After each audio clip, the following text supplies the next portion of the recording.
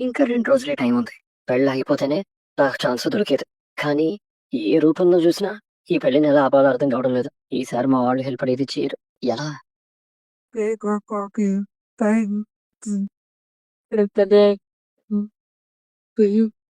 తను బాధలో ఉంటే నేను వేరేలా చూస్తున్నానేంటి? ధైర్యం చెప్పాలి. భరోసా ఇవ్వాలి. ఈ పెళ్లి జరగదని నమ్మకం కలిగేలా ఏదో ఒకటి చెయ్యాలి. కానీ వీళ్ళంతా ఉన్నారే. ఈ చీరలో నిజంగా చాలా బాగున్నావమ్మా. నా అదిష్టే తగిలేలా ఉంది. ఏమండి? ఇలా రండి. చూడండి. మహాలక్ష్మి మహాలక్ష్మిలాగే ఉంది. అందుకే కదా అల్లుడి గారికి మహా అంటే అత్తిష్టం. ఆ, కానీ కెనడా పంపించి మీరు ఉండగలరా? పంపించిన వాళ్ళంతా ఉన్నట్లేరా ఏంటి? ఇప్పుడు వీడియో కాల్స్ వచ్చాయి కదా. చూడలేదనే దిగులే ఉండదు. రోజు కనబడి మాట్లాడుకోవచ్చు. పెళ్ళితే మహామని ఇంట్లో ఉన్నదా అది తలుచుకుంటేనే బాధగా ఉంది. ఎక్కడ తగ్గకుండా మంచి సంబంధం చూసి చేస్తున్నాం. బాధపడకండి. అది మహారాణిలా బ్రతుకుతుంది.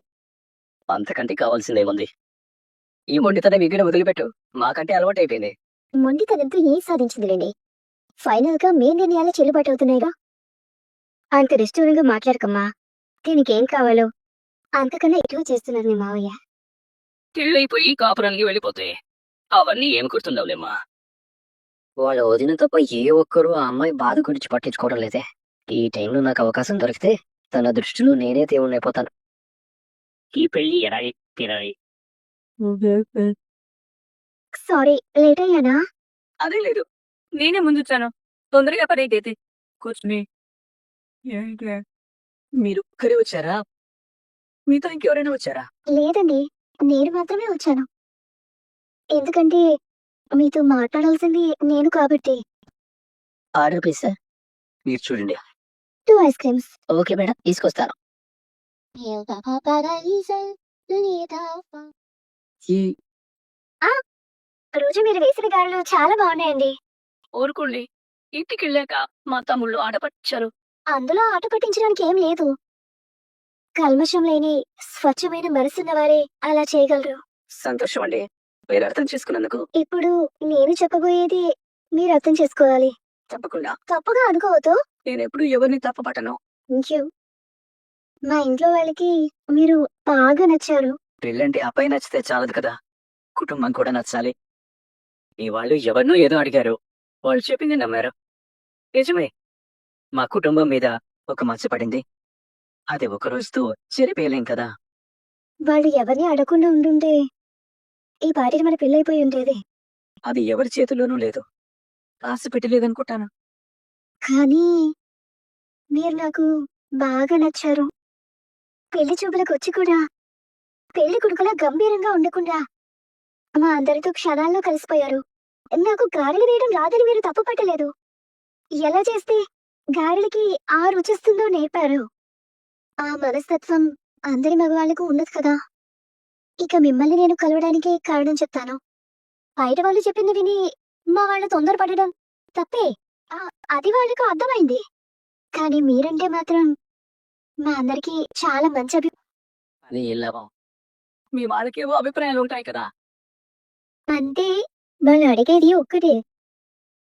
మీరు మీ ఫ్యామిలీని వదిలిపెట్టి బయటకొస్తే మన పెళ్లికి అభ్యంతరం లేదన్నారు. మీరు మా ఇంటికి ఇల్లరికం రావాల్సిన అవసరం లేదు. మనం కావాలంటే సెపరేట్ గా ఉండొచ్చు. అప్పుడు మా కుటుంబం అంటే మీ వాళ్ళకి ఇష్టం లేదని కదా అర్థం. బయట విన్న మాటలు బట్టి కాదు. మీ ఇల్లు కూడా కొంచెం పాతగా ఉందని, అందరూ మగవాళ్ళే ఉంటారని. ఆ, నేను ఉన్నదున్నట్టే చెప్తున్నాను. మీరు ఫీల్ అవ్వద్దు. నేను తాపీ మేస్త్రిగా పనిచేస్తుంటాను. ఏ ఇల్లు కట్టాలన్నా పునాది గట్టిగా ఉండాలనుకుంటాను. ఆ పునాది లేకుండా ఇల్లు కడితే అది కూలిపోతుంది. అలాగే మా ఇల్లే నాకు పునాది. నాన్న, తమ్ముళ్ళు అందరం కలిసి ఉంటేనే నా ఇల్లు. మా కుటుంబం గురించి తెలిసిన వాళ్ళకన్నా విన్న వాళ్ళే ఎక్కువ. కాబట్టి వాళ్ళకు నిజానిజాలు తెలియకపోవచ్చు. మా ఇల్లు పడగొట్టి మీ కొత్తది కట్టించుకోవచ్చు. కానీ కొన్ని పరిస్థితుల వల్ల ఇప్పట్లో ఇల్లు కట్టడం వీలు కావడం లేదు. పాతదైనా మా ఇల్లు మాకు నచ్చుతుంది. మీకు నచ్చాలన్న రూలే లేదు కదా. ఆ, నా ఉద్దేశం లేదు. మీరు చాలా స్పష్టంగా, సూటిగా, నిజాయితీగా చెప్పారు.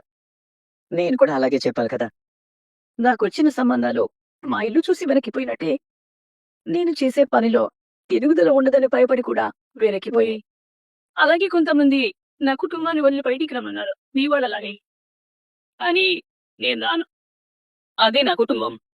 వాళ్ళని నేను నా తమ్ముళ్ళలా పెంచలేదు. నా బిడ్డల్లాగే పెంచాను. అదే నా సర్వస్వం.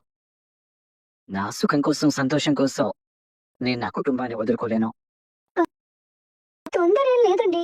మీరు ఆలోచించే నిర్ణయం చెప్పండి. ఆలోచించి చెప్పడానికి 2 నిర్ణయాలు లేవండి.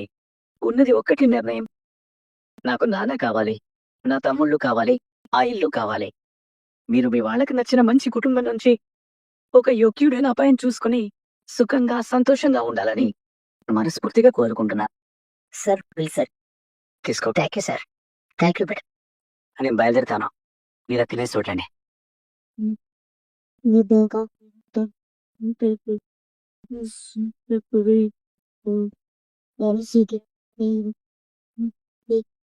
ఎవరి మీద? నా మీద. మరి మా వాళ్ళ మీద ఎందుకు కోపం రావాలి? ఎలా ఉంటే బాగోలేదు. ఎలా ఉంటే? బాధగా ఉంటే. నా బాధ మీరు తీసుకెళ్లి ఆ చెత్త కుండీలో వేయగలరా? బాధ అంటే చెత్త అని మీకు అర్థమైంది కదా. ఆ చెత్తని మీ మొహంలోంచి మీరే తీసిపారేయండి. పెళ్ళైతే ఈ మొహంలోకి ఇంకా చాలా వస్తాయి. దిగులు, గొబ్బలు, భయం, నిస్సహాయత అన్ని భరిస్తూనే ఉండాలి. ఆ నిరాశే వద్దు అంటున్నాను. రిజిస్టర్ మ్యారేజ్ ఆగిపోతుందని కల్లోనైనా ఊహించారా? ఆగిపోయింది కదా. అలాగే పెళ్లి కూడా ఆగిపోతుంది. ఈ ఇల్లే నా పెళ్లికి ముస్తాబై ముత్తైదువులా కూర్చుంది. ఆగిపోతుందనే ఆశని అరగదొక్కేసి మామిడాకులు, బంతిపూల తోరణాలు విరగబడి నవ్వుతున్నట్టుగా ఉంది. మీరు బాధలో ఉన్నప్పుడు మీరు కవయిత్రులా మాట్లాడతారా? వెయ్యి 1000 విధాలంట. అందులో ఇదో టైపు. ఆ పిల్లకోటికి మీకు పెళ్ళైతే మీరు ఒక్కరోజు కూడా భరించలేరని నాకు అర్థమైనట్టు మీ వాళ్ళకి ఎందుకు అర్థం కావడం లేదు? ఆ రోజు కారులో మీ చదువు గురించి, మీ గోల్ గురించి చాలా పిల్లికి అనుకో చేసి మాట్లాడాడు. మిమ్మల్ని కెనడా తీసుకెళ్లి వంటింట్లోనే ఉండమంటున్నాడు. ఎంత చదువుకొని మీరెళ్ళి వాడి చుట్టూకి నూనె రాసి రబ్బర్ బ్యాండ్ వేస్తూ వాడి తిక్కని భరిస్తూ ఉండలేరు కదా. ఏదో ఒకటి చెయ్యాలి. ఈ పెళ్లి ఆపాలి. మీ ఫ్యూచర్ బాగుండాలి. ఇదే, సరిగ్గా ఇదే.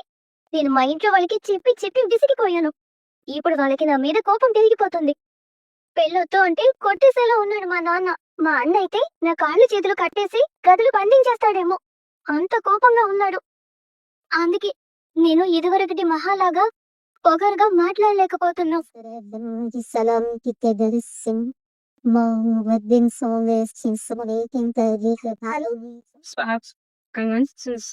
థ్యాంక్స్ అండి. కానీ ఎందుకు సార్? మీ రిటర్న్ ప్రెజెంటేషన్, మీ రివిజన్ నోట్స్ అన్ని నచ్చే. మీది ప్రాజెక్ట్ అప్రూవ్ అయింది. Are you serious? Oh my God. మీరు రేపు హైదరాబాద్ రాగలిగితే ఫర్దర్ ప్రొసీడింగ్స్ గురించి మనం డిస్కస్ చేద్దాం. చాలా థ్యాంక్స్ సార్. దీనికోసమే నేను 3 ఇయర్స్ నుంచి కలలు కన్నాను. ఈ డ్రీమ్ ప్రాజెక్ట్ ఎప్పటికైనా వర్కౌట్ అయ్యేలా చేయాలని ఇంతకాలం ఎదురు చూశాను sir. Sir thank you so much sir. Sorry sir, నేను ఈ ప్రాజెక్ట్ కోసం పని చేయను.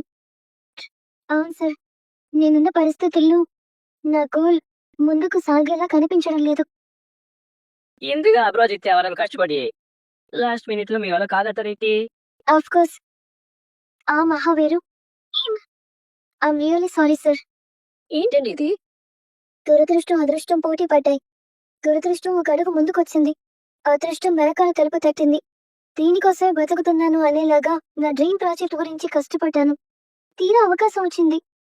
చేజారిపోయేలా నేనే మాట్లాడాల్సి వచ్చింది. అయ్యయ్యో, అంత మంచి అవకాశాన్ని ఎందుకు వదులుకుంటున్నారు? వాళ్ళని టైం అడగాల్సిందే. కుదరదు అని చెప్పడానికి వాయిదాలెందుకు? రేపు పెళ్ళైతే ఆ మనిషి నా పుట్టింటి సారితో పాటు కళల్ని కూడా మోసుకొస్తాను అంటే ఊరుకుంటాడా? అన్ని ఇక్కడే దులిపేసుకుని నీ వెంట వెళ్ళాలి. మీరు అంటే నేను వాడిని మళ్ళీ కిడ్నాప్ చేస్తాను. జీవితాంతం దాచిపెడతారా? మీకోసం వాడిని ఏదైనా చేయగలను. కొంపదీసి మర్డర్ ఏమైనా ప్లాన్ చేశారా ఏంటి? వాడు తాళి కట్టకుండా చేతులు వెరకొట్టి జైలుకి వెళ్ళడానికైనా సిద్ధమేనండి. అయ్యా మహాప్రభు, వాడు నాకు నచ్చడు నిజమే. కానీ ఇంత దారుణంగా పగ తీర్చుకోవాలని కోరికేం నాకు లేదు. నువ్వు తొందరపడి ఎలాంటి దారుణాలు చేయకు. నాకు నీలో నచ్చింది ఒకటే ఒకటి. మా వాళ్ళు నా బాధని అర్థం చేసుకోలేదు. మీరు కరెక్ట్ గా నా మనసులో ఉండే బాధని అర్థం చేసుకోగలుగుతున్నారు. అంతే, ఇక చాలు. శిఖర్తో వదిలేయండి. ఏంటి సార్ లుంగీలు కూడా ఐరన్ చేసుకుంటారా? వైట్ క్లాత్ ఐ లైక్ చేసుకో. లోపల బనీలు కూడా ఐరన్ చేసుకో. ఎవరొద్దన్నారు? చక్రని ఏమైనా ఫోన్ చేశాడా అన్నయ్య? లేదురా, నేను కూడా అదే ఆలోచిస్తున్నాను. అదేంటన్నయ్య, పెళ్ళి అయిపోయింది కదా, ఇంకా వాడు అక్కడ ఏం చేస్తున్నాడు? మ్యారేజా? ఎవరి మ్యారేజ్ స్టాప్ అయింది? మరి కాస్త బయటికి వెళ్ళి మాట్లాడుకుందామా? ఏ సీక్రెటా? అవును, నువ్వు రాకు, మనం వెళ్దాం. సరే పదరా. అప్ ఆన్లైన్ ఈ సొక్కుచే కన్నా ఏమైందన్నయ్య, వాళ్ళే ఫోన్ చేయలేదేంటి? అది మనమే చేశామని వాళ్ళకి తెలిసిపోయిందా? అది తెలిసే ఛాన్సే లేదన్నయ్య. కానీ మనం చేసిన దానికి లాభం లేకుండా పోయింది. ఏమైందిరా? రిజిస్టర్ మ్యారేజ్ ఆగిపోయేసరికి ఎవరో పెళ్లి చెడగొడుతున్నారని అర్థమై అసలు పెళ్లి ముందుకు జరిపి 3 రోజుల్లో పెళ్లి పెట్టుకున్నారు. ఈ పెళ్లి ఎలా ఆపాలో అర్థం కావడం లేదు. అబ్బాయి వాడిని మళ్ళీ కిడ్నాప్ చేయమంటావా? ఈసారి వికారాబాద్ అడవులో వదిలేస్తావురా.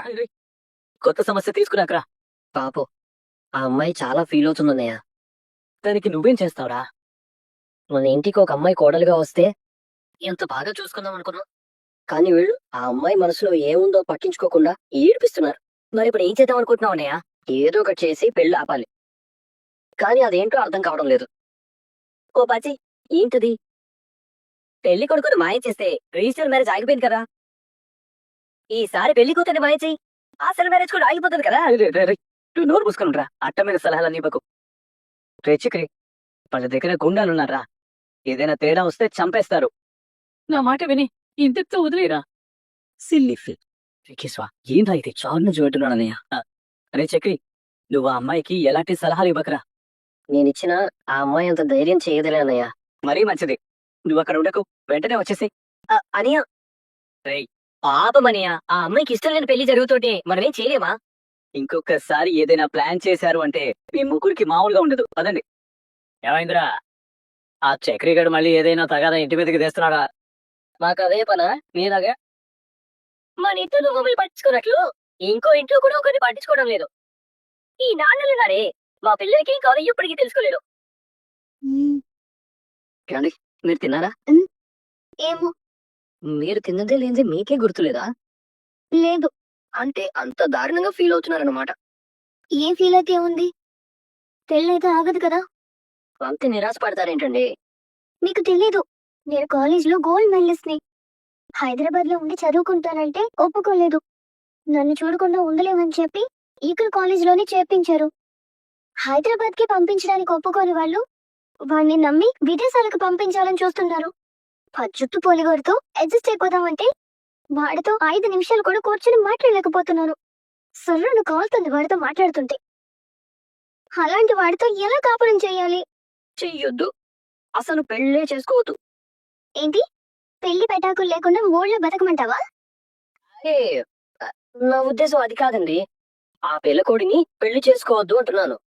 నాన్న చెప్పాడు, అమ్మ చెప్పింది, అన్న బెదిరించాడు అని తల వంచి తాళి కట్టించుకున్నారే అనుకోండి, జీవితాంతం వాడి ముందు తల వంచి ఉండాలి.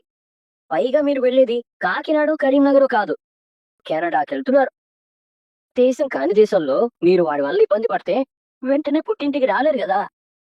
మీరింత చదువుకున్నారు, ఇంకా మీ వాళ్ళకి భయపడి ఇష్టం లేని పెళ్లి బలవంతంగా చేసుకోవడం ఏంటండి? నాకు ఇంకో దారి లేదు కదా. పెళ్లి కొడుకుని మాయ చేస్తే రిజిస్టర్ మ్యారేజ్ ఆగిపోయింది కదా. ఈసారి పెళ్లి కూతురు మాయ చేయి, అసలు మ్యారేజ్ కూడా ఆగిపోతుంది కదా. ఐడియా ఉంది, ఇంకో దారుంది. ఏంటది? పెళ్లి కొడుకు కిడ్నాప్ అయితే రిజిస్టర్ మ్యారేజ్ ఆగిపోయింది. ఈసారి పెళ్లి కూతురు కనబడకుండా పోతే అసలు పెళ్లి ఆగిపోతుంది. అంటే ఇంట్లో నుంచి పారిపోవాలా? ఇంట్లో నుంచి వెళ్ళిపోయి పెళ్లి ఆగిపోయాక తిరిగి రండి. నాకిల్లు తప్ప ఇంకో ప్రపంచం తెలీదు. ఈ లోకంలో ఉన్నది ఒకటే ప్రపంచం, ఇంకో ప్రపంచం, మరో ప్రపంచం అంటూ 2 లేవండి. నేను కనపడకపోతే మా వాళ్ళు తట్టుకుంటారా? మీరేం చిన్నపిల్ల కాదు, జాతరలో తప్పిపోయి చివరి దశలో కలుసుకోవడానికి. అసలు మీరు ఆ పిల్లకోడిని పెళ్లి చేసుకోవడానికి సిద్ధంగా ఉన్నారా? అది చెప్పండి. లేదు. వాడు తోలు కొడుతుంటే పిలక పట్టుకుని పిచ్చి కొట్టుడు కొడతానేమో. మరి ఇంకో దారి లేదు కదా. నా మాట వినండి. ఇప్పుడు మీరు వాడిని పెళ్లి చేసుకుంటే వాడితో 60 ఏళ్ళు కలిసి బతకాలి. చిచి, 5 నిమిషాలు కూడా వాడితో కలిసి బతకలేను. అది మీరే అంటారు, ఇది మీరే అంటారు. ఏంటండి? కానీ ఇంట్లో వాళ్ళకి తెలియకుండా పారిపోయే ధైర్యం లేదండి. జుట్టుపోలిగాడు కనపడకుండా పోతే ఎంతమంది గడ్డం గొండాలు వెతికారో చూశారు కదా. నేను కనపడకుండా పోతే ఇంకా ఎక్కువ మంది వెతుకుతారు. నేను దొరికిపోతాను. పారిపోవాలి గాని తలదాచుకోవడానికి ఎన్ని ప్లేసులు లేవండి. కావాలంటే మా ఇంటికి తీసుకెళ్తాను. చాలా బాగా చూసుకుంటారు మా వాళ్ళు. ఎవరు? ఆ కిడ్నాపర్లా? చిచి, మీకోసం వాడిని కిడ్నాప్ చేశారు గాని కిడ్నాపర్ చేయడం కోసమే మా వాళ్ళు పుట్టారా ఏంటి? మీరు భలేవారే. ఏంటో నాకేం అర్థం కావట్లేదు. ఒంటరిగా వెళ్ళిపోయి నేనేం సాధిస్తాను? హైదరాబాద్ నుంచి మీకేదో ప్రాజెక్ట్ ఓకే అయిందని ఫోన్ వచ్చింది కదా, వెళ్ళి వాళ్ళని కలవండి. మీ గోల్ అదే కదా. ఇక్కడున్న మీ వాళ్ళు ఆ ప్రాజెక్ట్ చేయనివ్వడు. వాడితో పెళ్ళైపోతే ప్రాజెక్ట్ కి కాదు కదా, మీరు ఇంజనీరింగ్ చదువుకున్న విషయమే మర్చిపోవాలి. చచ్చిగా లిఫ్ట్ చేయను. నా కాల్ కట్ చేస్తుందా? 204 మిస్డ్ కాల్సా? అన్నిసార్లు కాల్ చేసినా ఎందుకు ఆన్సర్ చేయలేదు? నీ ఫోన్ ఈ చేతిలోనే ఉంది కదా, ఎన్నిసార్లు కాల్ చేయాలి నీకు చెప్పు. నేను తీయనురా. ఫోన్ లిఫ్ట్ చేయకపోతే రాత్రంతా ఫోన్ చేస్తూనే ఉన్నాడు. ఒక సైకోలా బిహేవ్ చేయకూడదు.